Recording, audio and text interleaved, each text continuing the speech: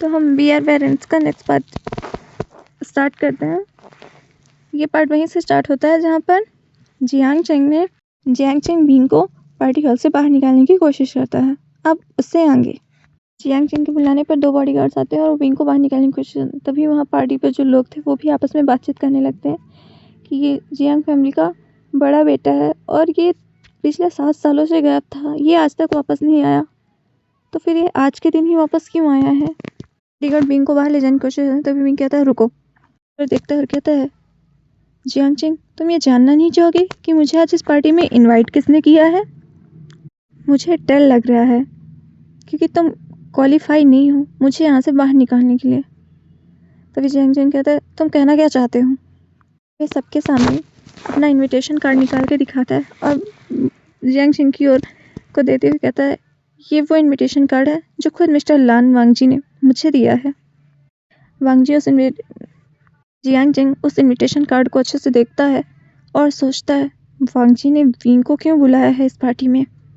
Jiang Cheng invitation को देखते हुए कहता है मुझे परवाह नहीं कि तुम्हें किस तरह का इनविटेशन मिला है।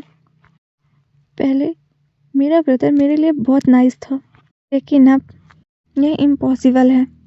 तुम यहाँ मेरी एंगेजमेंट सेरेमनी को बर्बाद करने आए हो। तुम्हारी हिम्मत भी कैसे हुई कि तुम यहाँ मेरे भाई बनकर आने की कोशिश की। अगर तुम अब यहाँ से नहीं गए तो मैं पुलिस को कॉल कर दूंगा। तभी विंग कहता है good for you. Jiang Cheng कहता है दैट्स राइट, मैं वांगजी को तुमसे कहीं ज़्यादा पसंद हूँ।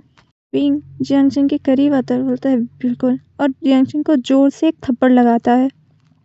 जियांग चेंग जोर से चिल्लाता है तुम्हारी हिम्मत कैसे हुई? तभी विंग कहता है अगर मेरे भाई ने कुछ गलत किया है तो उसे सुधारना तो मेरी ही जिम्मेदारी है ना।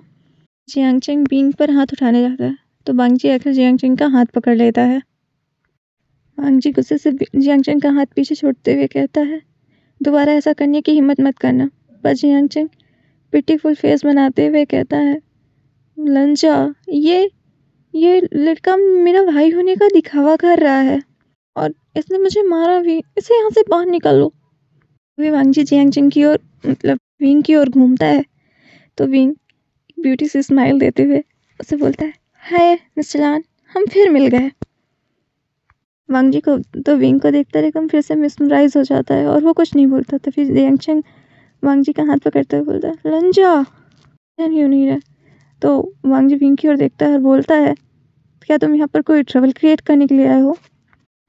मिस्टर लान, आप तो मुझे एकदम गलत समझ रहे हैं। तो वांगजी कहता है तो फिर मेरी आज एंगेजमेंट सेरेमनी में आप यहाँ क्या कर रही हैं?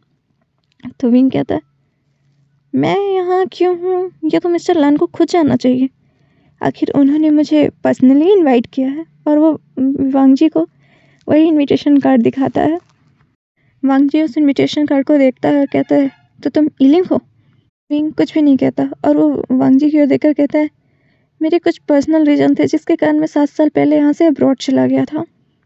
पर पता नहीं मेरे यहाँ से जाने के बाद किसने मेरे पीठ पीछे लोगों में ये रूमर फैला दिया कि मैं किसी लड़के के साथ यहाँ से भाग गया हूँ। लेकिन मैं किसी को यहाँ यकीन दिलाने के लिए नहीं आया। जिसे मुझ पर बिलीव करना है करे, जिसे नहीं करना है वो ना करे। यह कोई मैटर नहीं करता कि दूसरे मुझ पर बिलीव करते हैं या नहीं करते। पर जियांग चेंग, तुम तो मेरे अच्छे भाई थे ना, तुम भी मुझे रिकॉग्नाइज नहीं कर पा रहे हो? जियांग चेंग का चेहरा तो देखने लायक हो गया था, उसके चेहरे की हवाइयाँ हो गई थी। जियांग चेंग मन में सोचता है फाइन, लोगों ने विंग को पहले ही रिकॉग्नाइज कर लिया है। अगर वो इस वक्त ये बोलेगा कि विंग उसका ब्रदर नहीं है तो वो लोगों के बीच में एक मजाक बन जाएगा। इसलिए जियांग चेंग झूठी सी स्माइल हंसता है और वांगजी का हाथ पकड़ते हुए बोलता है डोंट वरी अबाउट इट, चलो हम अपनी एंगेजमेंट सेरेमनी को कंटिन्यू करते हैं। तो वांगजी और जियांग चेंग एक दूसरे का हाथ पकड़कर स्टेज की ओर चले जाते हैं। जैसे ही वांगजी जियांग चेंग को रिंग पहनाने वाला होता है तभी विंग चिल्लाकर कहता है कॉन्ग्रेचुलेशन जियांग चेंग, पर मैं तुम्हारे लिए एक गिफ्ट लेकर आया हूँ। मुझे लगता है वो तुम्हें एंगेजमेंट से पहले देख लेना चाहिए। तो जियांग चेंग कहता है विंग प्लीज़ अब यहाँ पर और मिसक्रिएट मत करो। तभी जो विंग होता है वो कहता है ओके मैं कोई मिसक्रिएट नहीं करूँगा और फिर ताली बजाता है। तो एक प्रोजेक्टर सबके सामने खुल जाता है, जहाँ पर जो जियांग चेंग था वो किसी और को पैशनेटली किस कर रहा था, और इसके बाद प्रोजेक्टर बंद हो जाता है। देखकर तो जियांग चेंग के चेहरे के तोते उड़ गए थे। अब वो तो कुछ बोलने लायक ही नहीं बचा था। वहीं वांग जी भी यह देखकर बहुत शौक था। अभी पार्टी में आवाज़ सुनाई देने लगती है, जो लोग आपस में बात कर रहे होते थे। ओह माय गॉड, ये तो सच में जियांग चेंग है। हमें तो कभी यकीन ही नहीं होता कि जियांग चेंग के पास जब इतनी स्ट्रॉन्ग पर्सन लान वांग जी है, उसके अलावा भी वो किसी और को डेट कर रहा था। तो जियांग चेंग चिल्ला के कहता है, स्टॉप स्टॉप। और फिर वो वांग जी के करीब जाता है, बोलता है, लंजा लंजा ये मैं नहीं हूँ, लंजा मेरा बिलीव करो, ये सब कुछ फेक है। तभी विंग कहता है, जियांग चेंग ये मेरा तुम्हारे लिए एक छोटा सा गिफ्ट था। और ऐसा करके विंग वहाँ से जाने के लिए मुड़ जाता है, पर वांग जी कुछ नहीं बोल रहा होता। तभी हमें ले हैकवान का दिखाया जाता है, जो सेम जगह का ही वीडियो कैमरे को हैक करके सेम वीडियोस को निकालते हैं, और उसके बाद वो वांग जी के पास आकर कहते हैं, बॉस मूव डन। जैसे ही वो इतना कहते हैं तो वांग जी जियांग चेंग का हाथ जोर से पीछे धकेल देता है, जिससे जियांग चेंग नीचे गिर जाता है। वांग जी हाथ झटकने के साथ ही कहता है, जियांग चेंग अब हमारी शादी कैंसिल होती है। जियांग नीचे जमीन पर बैठे हुए चिल्लाता है, नहीं लंजा नहीं, ये सब कुछ फेक है, मुझ पर बिलीव करो। पर जियांग चेंग वहाँ से चला जाता, वांग जी वहाँ से चला जाता है। फिर विंग के घर का सीन दिखाया जाता है, जो एक दरवाजा खोलकर वी जिया गेट झाँकते हुए कहती है, मम्मी। जिसे देखकर विंग उसे बाहर खींच लेता है और कहता है, जिया तुम रूम से बाहर क्यों आई।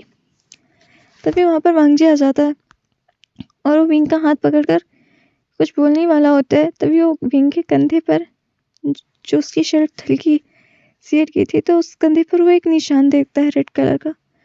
तो विंग से पूछता है, क्या ये तुम्हारा बर्थ मार्क है या तुमने टैटू करवाया है। विंग कहता है, ऑफकोर्स ये मेरा बर्थ मार्क है। इसका मतलब वो तुम थे।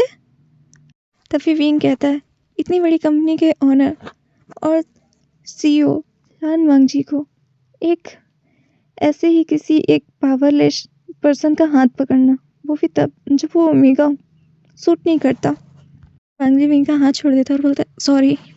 पर तभी भेजिया विंग की ओर देखकर कहती है, मॉमी हैंडसम डैडी। वो वांग जी की ओर इशारा करके बोल रही थी।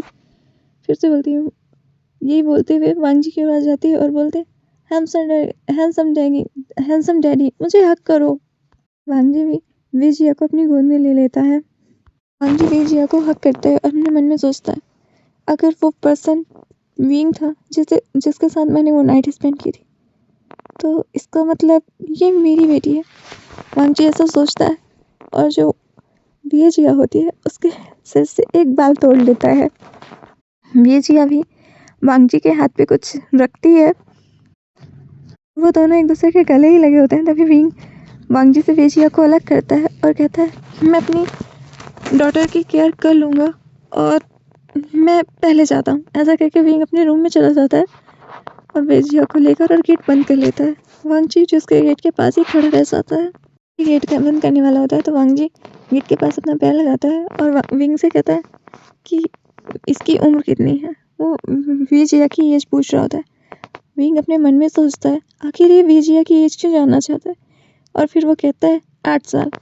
पर तभी वेजिया पीछे से कहती है, मम्मी आप झूठ क्यों बोल रहे हो, वेजिया तो 6 ईयर ओल्ड है। विंग जो कि वेजिया के मुंह पर हाथ रख रहा होता है, विंग वेजिया के मुंह पर हाथ रखते हुए कहता है, तुम्हें गलत याद है, चलो यहाँ से। और ऐसा कहकर वो गेट को बंद कर लेता है। तभी मिस्टर ली और हैकवान जो वांग जी के साथ ही आए होते हैं, वो वांग जी से लैपटॉप में देखते हुए कहते हैं, मिस्टर लान हम हमारे लिए खुशखबरी है, सारे कंप्यूटर्स वापस में अच्छे से काम करना स्टार्ट कर चुके हैं। तो वांग जी कहता है, शायद वो कोई एक ब्लैक कंपनी थी। और फिर वो मिस्टर लियो को वो जिया का वाल देते हुए कहता है, मिस्टर लियो आपको मेरे लिए एक काम करना है और मेरा डीएनए टेस्ट करवाइए, और ध्यान दीजिएगा कि ये सब कुछ आपकी आंखों के सामने ही हो। जंग चलिए उस हेयर को अपने हाथों में लेते हुए कहते हैं, मिस्टर लान तो क्या आप सच में डाउट कर रहे हैं कि ये बच्ची आपकी हो सकती है? वे अपना सिर नोट करता है। तभी मिस्टर लियो बोलते हैं कि मिस्टर लान, जो पर्सन आपके साथ था वो तो जियांग चिंग था ना? तो लान वांगजी मतलब हाइक्वान की ओर देखते हैं और बोलते हैं, और अगर ऐसा हो कि उस रात जियांग चिंग मेरे साथ ना रहा हो तो? ये सुनकर लियो हाइक्वान भी विंग के घर के दरवाजे की ओर देखते हैं। तभी वांगजी उस पर्ची को बोलता है जो वेजिया उसे देकर गई होती है। एक्चुअली में वो उस फ़ोन का नंबर था जो वेजिया यूज़ करती है। और उधर विंग जो वेजिया को अंदर लाकर कहता है, बेबी, ऐसे ही किसी भी हैंडसम पर्सन को देखकर तुम मुझे अपना डैडी रिकॉग्नाइज नहीं कर सकती। तो वेजिया बोलती है, ओके मामा, पर मुझे भूख लगी। तो विंग कहता है, ओके, मैं तुम्हारे लिए अभी डिनर तैयार करता हूँ। इतना बोलकर विंग किचन की ओर चल जाता है। तभी वेजिया अपने भाइयों के पास आती है और कहती है, ब्रदर्स, मैंने अपना व्यस्त दिया है और डैड ने जो बाल निकाले उससे मुझे बहुत पेन हुआ। अब सब कुछ जो भी करना है डैड को करना है। तो चारों भाई उसके मुंह में अपना सिर लाते हैं। अब हमें जियांग चिंग का दिखाया जाता है जो एक कमरे में होता है और वो कहता है, विंग विंग विंग विंग, आखिर तुम मर क्यों नहीं गए? मैडम ये जियांग चिंग को शांत करने की कोशिश करती हैं और उसे अपने पास बिठाती हैं। जियांग फैंग भी वहीं पर बैठे होते हैं और वो जियांग चिंग की ओर देखकर कहते हैं, तुम टेंशन मत लो, मैं उसे यहाँ लाऊंगा और उसे उसकी पहले वाली जगह उसे दिखाऊंगा। मैडम यू भी जियांग चिंग को शांत करते हुए कोशिश करती है। तभी जियांग चिंग कहता है, माँ, मैं नहीं जानता, पर किसी भी तरह से मुझे वो वापस चाहिए जो मेरा है।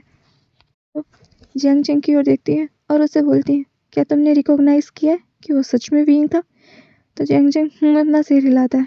उसके बाद मैडम यू जियांग चिंग की ओर देखती है और बोलती है, पहले हमें इस वीडियो वाली प्रॉब्लम को सॉल्व करना होगा। मैडम जियांग चिंग को आइडिया देती है कि उसे वांगजी के पास जाना चाहिए और साथ में अपने साथ कुछ खाने के लिए भी ले जाना चाहिए और उसे इन सब चीज़ों के लिए सॉरी बोलना चाहिए और ध्यान देना चाहिए कि वांगजी उन चीज़ों को खा ले। तो वांग कहती है कि मैं उस खाने में कुछ ऐसा मिला दूंगी जिससे वांगजी अपना कंट्रोल खो दे और वह रट में आ जाए। उसके बाद जब वो तुम्हें अपने साथ नोट कर लेगा, उसके बाद उनका वापस आ जाना भी किसी काम का नहीं होगा, क्योंकि तब वांगजी को तुम्हारे साथ ही रहना होगा।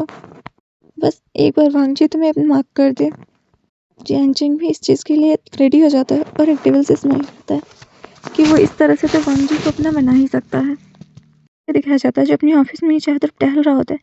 तभी लियो हाइक्वान आते हैं और वो डीएनए टेस्ट रिपोर्ट दिखाते हुए कहते हैं, मसलन ये मैच हो गया। और फिर वांगजी उस रिपोर्ट को अपने हाथ से देखता है और स्माइल करता है, क्योंकि वो देखता है और कहता है, उसकी हिम्मत भी कैसी मेरे बच्चे को मुझसे दूर रखने की। और वह है कि मुझे एक ऐसे पर्सन की ज़रूरत है जो मेरे बच्चे को मेरे पास ला सके किसी भी तरीके से। स्माइल करते हैं और कहते हैं, तो मिस्टर लान, क्या आप रॉबरी करवाने वाले हैं या आप इस टाइम पर टीवी सीरियल को ज़्यादा ही देखने लगे हैं? आप अपने बच्चों को लीगल तरीके से अपने पास ला सकते हैं। और उसके बाद वो वांगजी को देखता है। हमें वांगजी दिखाया जाता है जो अपने मन में कह रहा होता है, विंग, अब मुझे तुम पर डाउट हो रहा है। फिर मिस्टर लियो की ओर देखता है और कहता है, विंग, वह मुझे नहीं पहचान पा रहा है और पहले उन्हें पकड़ो जिन्होंने मुझे धोखा दिया और साथ ही बच्चों को वापस लाओ। वैसे भी विंग एक डिज़ाइनर है, वह जल्द ही लैंड का ऑपरेशन में वर्क करने वाला है। तो मिस्टर लियो कहते हैं, मतलब आपका क्या? तो वांगजी कहता है, उससे मैसेज करो कि वो जल्द से जल्द काम पर आना शुरू करे और उस पर नज़र रखो। जितना ज़्यादा काम पर बिजी होगा उतना ही ज़्यादा मेरे पास चांसेस होंगे कि मैं अपने बच्चे को अपने पास वापस ला सकूं। वांगजी लियो की ओर मुड़ता है और कहता है, कोशिश करो जितना से जितना जल्दी पॉसिबल हो सके। हाइकन बोलते हैं, वंडरफुल मिस्टर लान। वाह मिस्टर लान, आपने कितना ऑसम सोचा है। पर आप क्या सोचते हैं कि जब मिस्टर वे को ये पता चलेगा कि आप उसके बच्चे को लीगली अपना बनाना चाहते हैं, तो क्या वो अपना बेबी आपको दे देंगे? तो वांगजी कहता है, मुझे पता है वो ऐसा नहीं करेगा। सारे में विंग से बात करूँगा, पर मैं अपनी बेटी उसके पास अब नहीं रहने दे सकता। आखिर मुझे भी अपनी बेटी के साथ रहना है। हाइकॉन कहते हैं, जी ठीक है, और वहाँ से चलने लगते हैं। तभी वांगजी कहता है, वेट अ मिनट। तो हाइकॉन वांगजी की ओर देखते हैं तो वो वांगजी हाइकॉन से बोलता है, ये रिपोर्ट तुम्हारे किसी काम की है? तो कौन बोलता है नहीं। तो वो उस रिपोर्ट को वो हेडफोन से वापस ले लेता है और बार बार उसे देखकर स्माइल करता है। फिर का सीन दिखाया जाता है विंग के घर में, जहाँ सारे बच्चे खिलौनों से खेल रहे होते हैं। वहीं विंग और वेनिंग सोफे पर बैठे न्यूज़ देख रहे होते हैं। न्यूज़ में दिखा रहा था कि लान कॉर्पोरेशन के सीईओ लान वांगजी और जियांग कॉर्पोरेशन के सीईओ जियांग चेंग की इंगेजमेंट कैंसिल हो गई क्योंकि जियांग चेंग को चीटिंग का सस्पेक्ट बताया गया है। वांगजी से वेनिंग से कहता है कि मतलब वेनिंग विंग से कहता है कॉन्ग्रेचुलेशंस तुम्हारी सक्सेस के लिए। तभी विंग कहता है कॉन्ग्रेचुलेशंस वेनिंग, उन तीनों जियांग्स ने मिलकर मेरी पूरी लाइफ को बर्बाद कर दिया था। यह तो बस उनके लिए एक शुरुआत है। तभी वेनिंग थोड़ा सा वरिड होते हुए कहता है आइंग, मुझे तुम्हारी टेंशन होती है। थैंक यू वेनिंग मेरी इतनी केयर करने के लिए। पर विंग ऐसे आगे कुछ बोलता है, उसका फ़ोन बजने लगता है। विंग अपना फ़ोन उठाता है और बोलता है सेक्रेटरी लियो, आपने मुझे कैसे कॉल किया? तभी सेक्रेटरी लियो बोलते हैं मिस्टर वे, आप जल्द से जल्द ऑफिस ज्वाइन कर लीजिए, आपने हमारा प्रीवियस ऑफर एक्सेप्ट कर लिया था।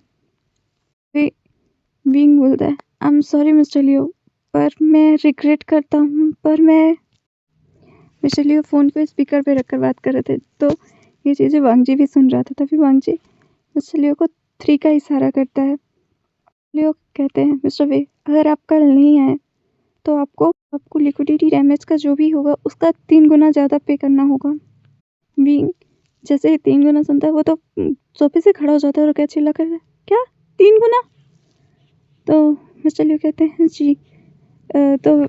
तो विंग कहता है ओके, मैं अगले महीने से ज्वाइन करूँगा कंपनी। मिस्टर लियो कहते हैं आई एम सॉरी मिस्टर वे, पर आपको जल्द से जल्द। तो विंग कहता है ओके, तो नेक्स्ट वीक से। मैं इससे ज़्यादा जल्दी नहीं कर सकता। तो वांगजी ओके का इशारा करता है। तो मिस्टर लियो बोलते हैं ठीक है।